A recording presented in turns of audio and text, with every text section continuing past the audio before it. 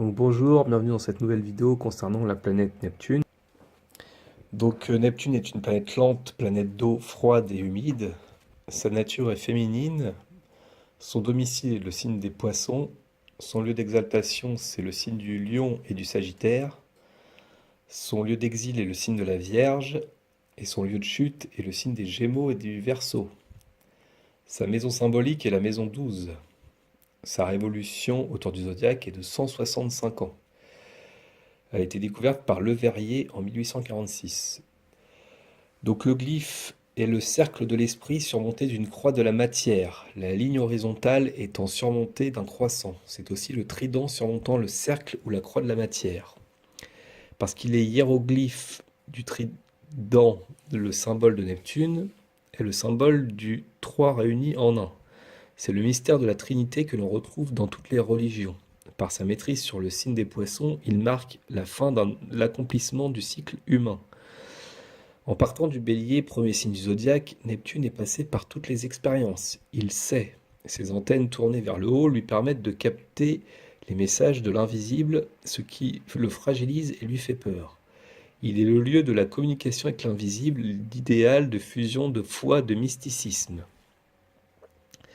Donc en mythologie, c'est Poséidon, donc alias Neptune chez les Romains, qui est le fils de Cronos, Saturne. Il fut comme son frère Hadès et ses deux sœurs Héra et Hestia, avalés par son père et recrachés quand Zeus, Jupiter son frère, détrôna Saturne pour s'emparer du pouvoir. Les trois frères se partagèrent l'univers par tirage au sort. Poséidon reçut le domaine de la mer, il gouvernait la tempête et les eaux calmes. Il épousa Amphitrite, petite d'Océan le Titan, frère de Cronos.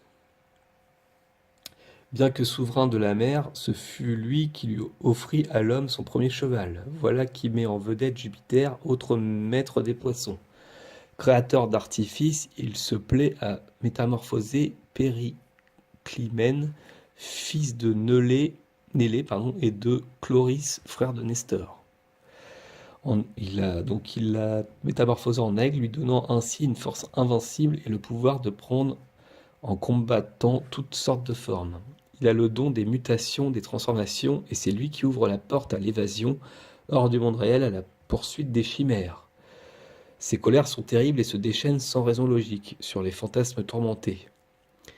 Les monstres marins, les orages grondants, les lames de fond meurtrières, les océans convulsés témoignent de son chaos intérieur. Instable et changeant, il apaise soudain les flots démontés et fait renaître l'espoir sur une paix incertaine où l'angoisse alterne avec l'illusion et le rêve. Intermédiaire entre le ciel et la terre, il tisse entre eux une brume trouble et inquiétante, génératrice de visions et d'intuitions, d'illusions sublimes comme de cauchemars effrayants. Profondément insatisfait et indécis, il jalouse en silence Jupiter plus serein, plus logique, mieux organisé. Toute sa psychologie tend à réaliser une expansion, un rayonnement, mais ceci manque de structure, de base, comme si les vagues de l'océan sapaient les fondations érigées sur le sable. Pour parvenir à ses fins, Neptune a recours le plus souvent au mensonge, à la fraude, l'utopie est son meilleur refuge. Neptune est à l'origine du mythe de Protée. Protée, dieu marin, fils de Neptune et de Thétis, ne fut pas reconnu par son père. Son nom veut dire aîné, il est le père des Océanides. Le don de la prophétie lui fut donné et il reçut un phare en héritage, lumière de la mer.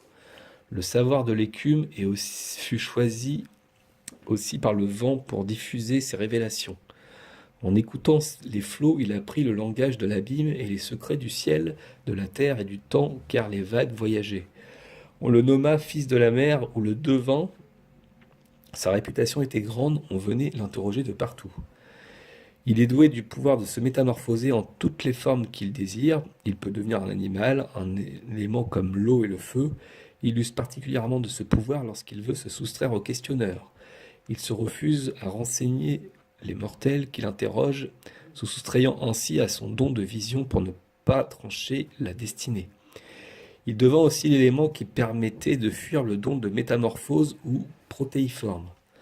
On en fera le symbole de l'inconscient qui se manifeste sous mille formes, sans jamais répondre avec précision et ne s'exprimant que par énigme. Un jour, il appela Neptune et la foudre tomba sur son phare. Protée se transforma en flamme et brûla longtemps. En vieillissant, il s'intégrait à l'horizon, devenait l'arbre du refus. Avec Neptune et les poissons, l'éclairage émis sur l'ensemble, c'est le dialogue de l'eau et de la terre. L'influence de Neptune agit surtout sur le psychisme. Il représente le but inconscient ou conscient vers lequel tend le développement de l'être. C'est le lieu de la recherche maximale de l'idéal avec tout ce que cela comporte d'illusions, de risques et de déceptions. Neptune est l'octave supérieure de Vénus, car exalté en poisson. Sa position dans le thème nous indique le lieu où est à la recherche de l'idéal la part de rêve et d'imagination, de foi, de mysticisme. Planète d'inconscient, donc du ça en psychologie, il conjugue le verbe communier. Neptune peut monter au plus haut, spiritualité, ou descendre au plus bas, drogue, alcoolisme, fuite devant le réel. Synonyme d'intuition, souvent proche de la médiumnité, attiré par les mystères, celui de la foi par exemple, sensible, émotif, dévoué, influençable, perméable aux bonnes comme aux mauvaises impressions, il représente la clairvoyance et l'amour de son prochain. Il s'intéresse à l'occulte, à la religion, aux mystères de la vie et de la mort. Donc les qualités de Neptune sont l'inspiration, la créativité, donc musique, théâtre, cinéma, comédie, génie, imagination, rêve, poésie, oblativité, dévouement, compassion, spiritualité, mysticisme, évangélisation, sainteté, illumination, émotion raffinée, idéal, richesse de l'inconscient, image mentale, photographie, clairvoyance.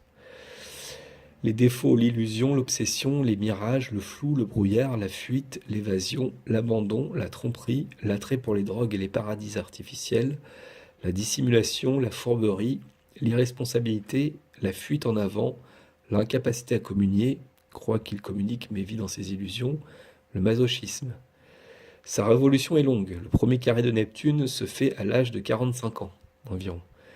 Les parties du corps régies par Neptune, donc les pieds, les infections, les suppurations, les fermentations, les empoisonnements, les maladies mentales, les hallucinations, la schizophrénie, le dédoublement de la personnalité, les habitudes néfastes, la toxicomanie, la kleptomanie, la mythomanie, les affections dues au refroidissement, les bronchites chroniques, les poumons.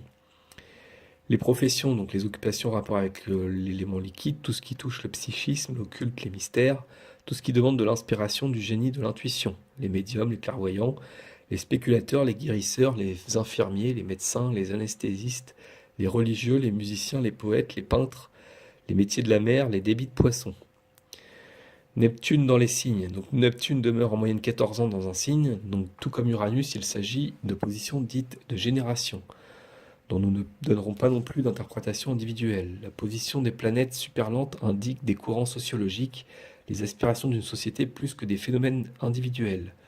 Neptune est à l'aise dans les signes d'eau, voire de feu, qu'elle stimule sur le plan spirituel. Elle est mal à l'aise dans les signes d'air, plus mentaux, et dans les signes de terre, trop réalistes. Donc voilà, je vous remercie pour avoir écouté cette vidéo, et je vous dis à la prochaine pour la planète Pluton. Au revoir.